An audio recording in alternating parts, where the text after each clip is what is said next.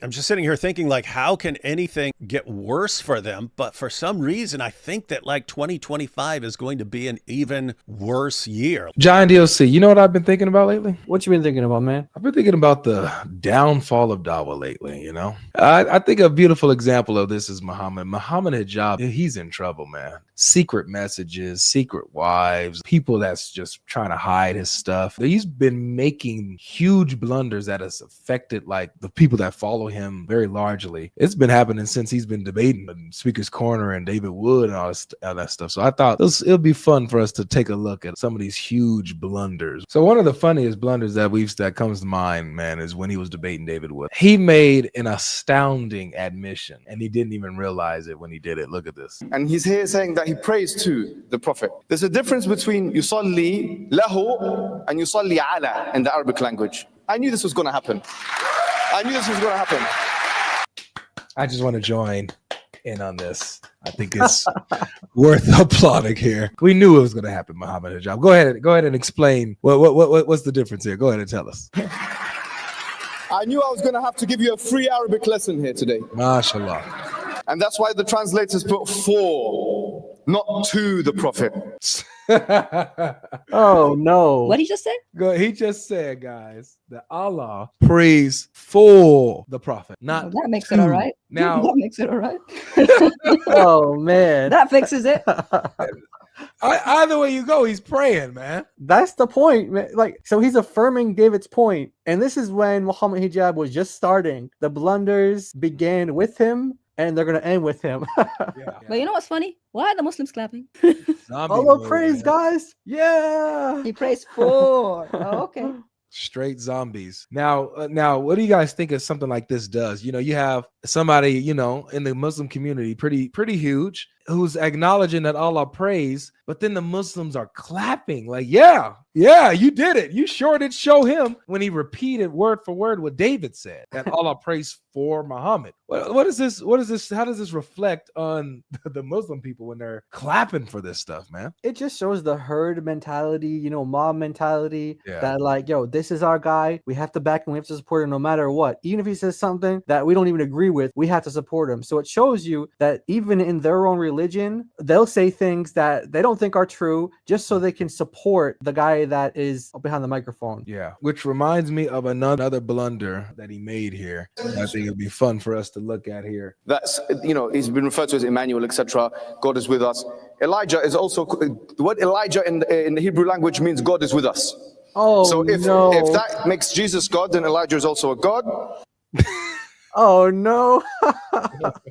If Jesus is God because he's identified as Emmanuel, God with us, then Elijah is also God because Elijah, guys, also means God with us. Did you guys know that Elijah means God with us in Hebrew? I don't know that. I don't think anyone in the world knew that before Mimi just told us. So Mohammed Hijab, hopefully you've learned by now, Elijah, Eliyahu, means my God is Yahweh. It doesn't mean God is with us? Doesn't mean God is with us. Oh, Doesn't actually. You know what? I looked it up. I did just a quick little search in our time here. And what pops up is this, exactly what Jai said. Eliyahu means my God is Yahweh. That's what it means here. Not God is with us or God with us. What in the world is he talking about, Habibi? Come on. And this is their guy. Yeah. They're clapping for him and they're cheering for him. And he's saying false information time and time again. Now, here's the thing, because, you know, there's such thing as making mistakes. You can retract, like we all do. We make mistakes, we misspeak, but you got to be honest and humble enough to be like, okay, yeah, I misspoke or I made a mistake there, and go with the correction. He never does. He doubles down or tries to lie about what he said. There is actually a clip of Mohammed Hijab doing that very thing at Speaker's Corner, where he actually says, oh, you thought I was saying praise? I was saying praise, like Praise. Praise. Exactly.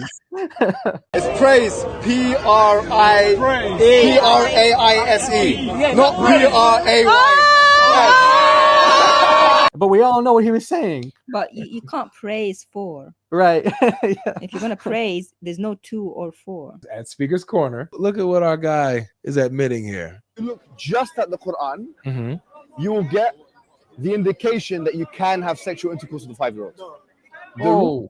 haram to have sexual intercourse with a 5-year-old is not found in the Quran at all. Allah subhanahu wa ta'ala tells us who you can divorce and who you cannot divorce. And then he says, وَاللَّائِ لَمْ يَحِدْنَ, and the ones who had never been pubescent before. The reason why we don't have sexual intercourse with 5-year-olds and 6-year-olds and 7-year-olds or whatever is not because of puberty. Whoa. What did you say? It's not because of puberty, because that verse. He even said, he said, "Whoa, what did you just say?"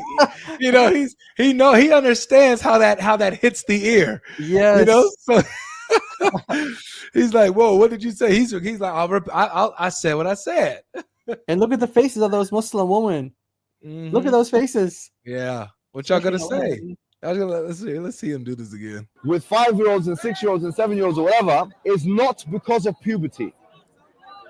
Wait a minute, what did you say? It's not because of puberty, because that verse in the Quran actually says lam yahid.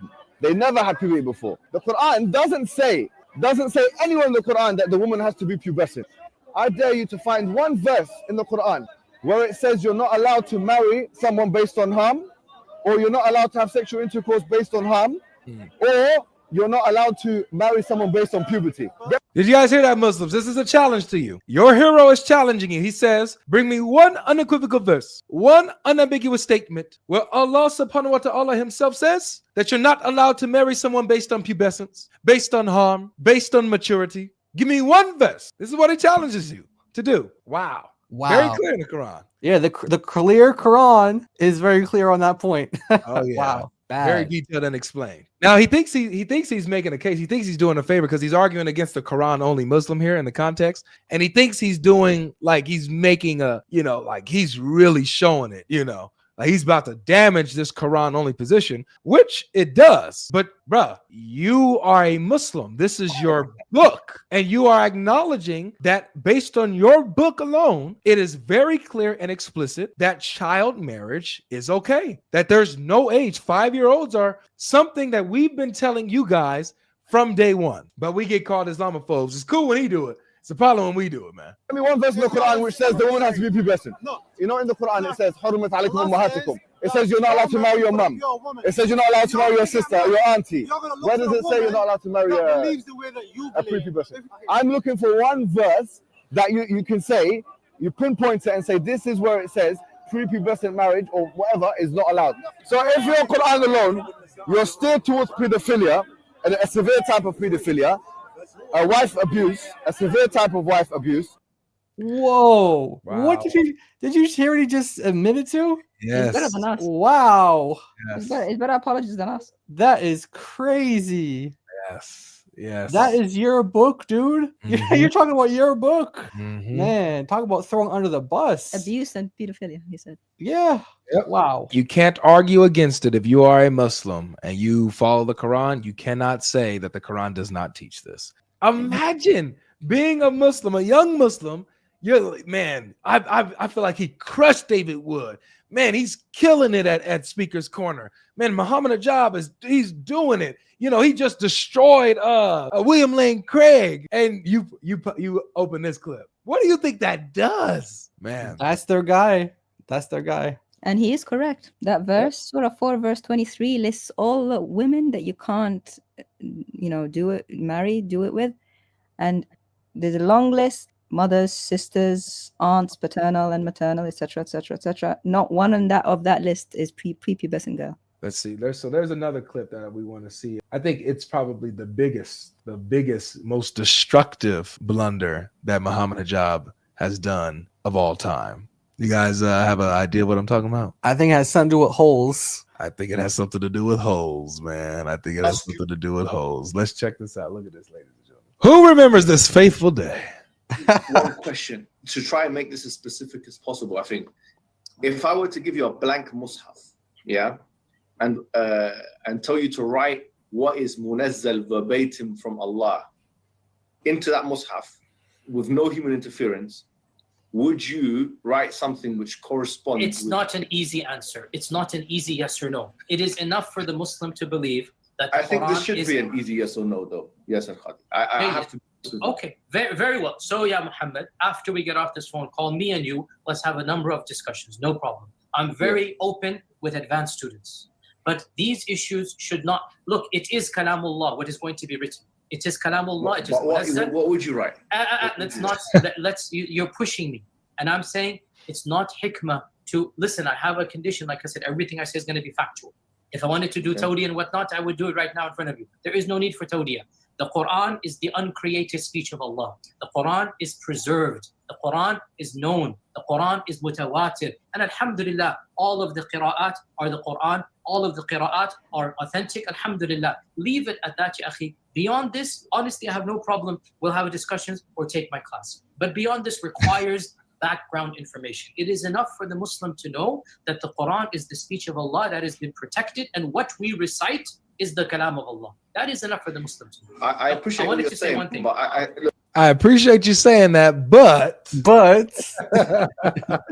but I need you to tell me if you can do this verbatim. Can you take a blank book and put down the words of Allah, then the Quran, exactly the same? Now, Jai and DLC, please, there were some Arabic words being used there. And what were they referring to, man? And why was Yasser Qadi so tentative and hesitant to go into Hijab's, game there? Okay, so the answer to your last question, why was he tentative, is because he knows it's a lie that they've been telling Muslims. The Mus'haf, which is the Quran, is the same from the mouth of Muhammad till now, and there is no doubt what it is, and it's all the same everywhere. Because if that's the case, he could have written it down. The Arabic words, he said blank Mus'haf. A Mus'haf is a copy of the Quran, like that. It's a physical copy.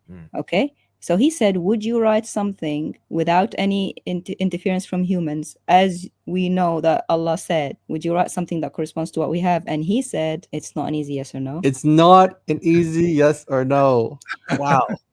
Yeah, so you could use that if you want to any Muslim who says we have one Quran, or you could use some of our other material about what the differences are between the different ones to show why Yasir Qadi would have said that. And the Arabic word that he used, he said, I could use tawriyah right now, but I'm going to be straight with you. So tawriyah is a form of Islamic lying. Wow.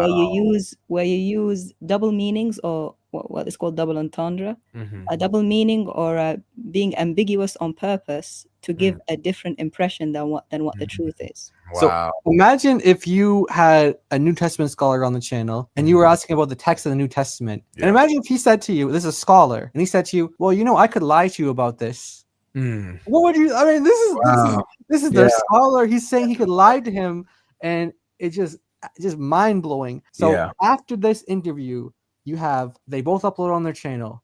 Soon after, comments are disabled. Soon after, that part is edited out. Soon after, they're completely deleted off their channels entirely, and they're copyright striking anybody who's clipping them or playing them on their channels. Yeah.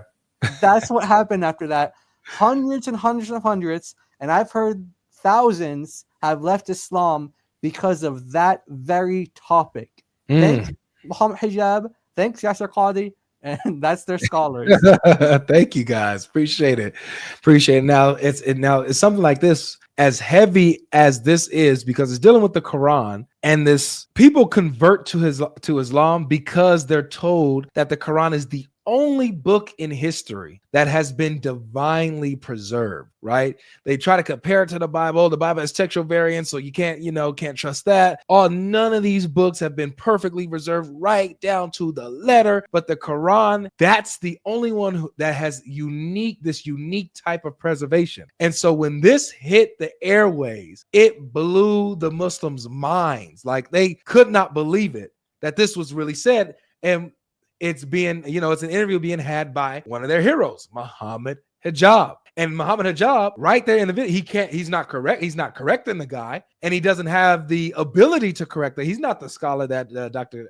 Yasir Qadi is. He can't contend against what he's saying. So that he's the one who's the student listening and asking the question, hoping that he's going to confirm the bias of all the Muslims. And he got his bubble busted.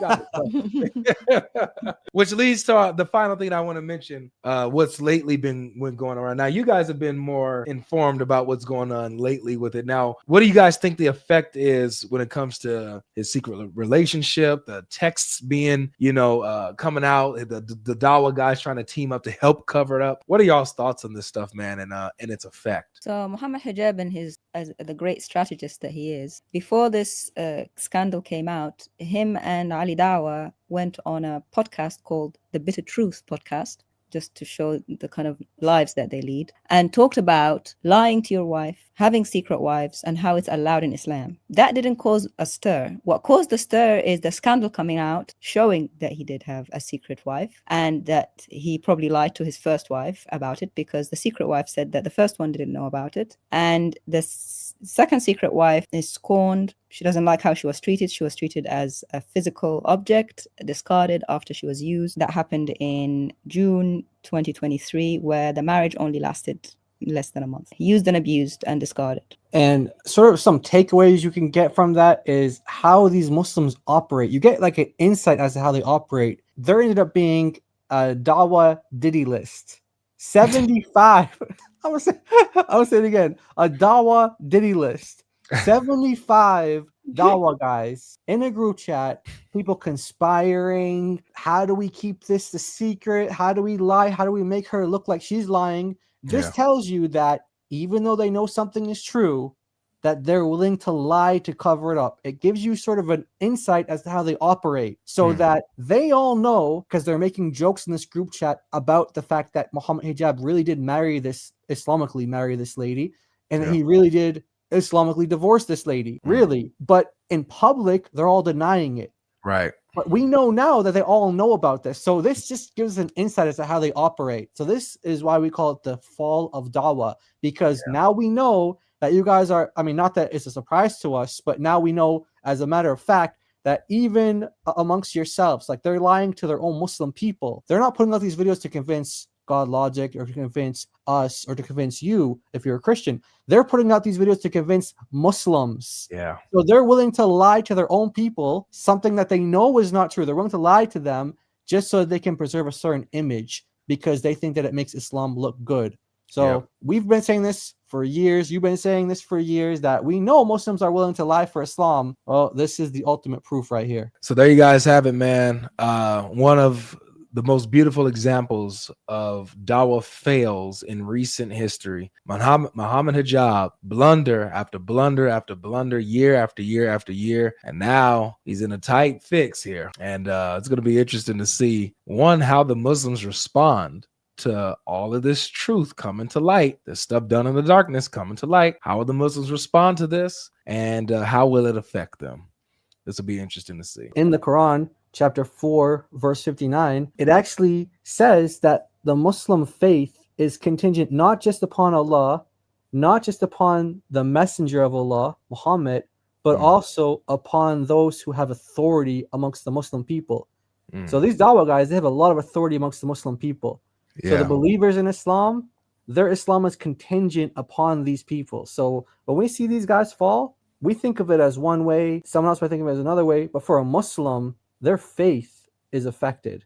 Yeah, it's right. Because that's what Islam teaches. Well, thank you guys for coming, man. Thanks, Jai and DLC for popping up over this on this video, man. This was a fun one to make. I can't wait to do more with you guys, man. Anytime. Make sure you guys hit the like button and subscribe to the archive. As you guys are seeing this, hit that like button, hit the comment section. Which one do you guys think is the biggest blunder from Mohammed Hijab? Let us know in the comment section, and we'll see you guys in the next one. Peace.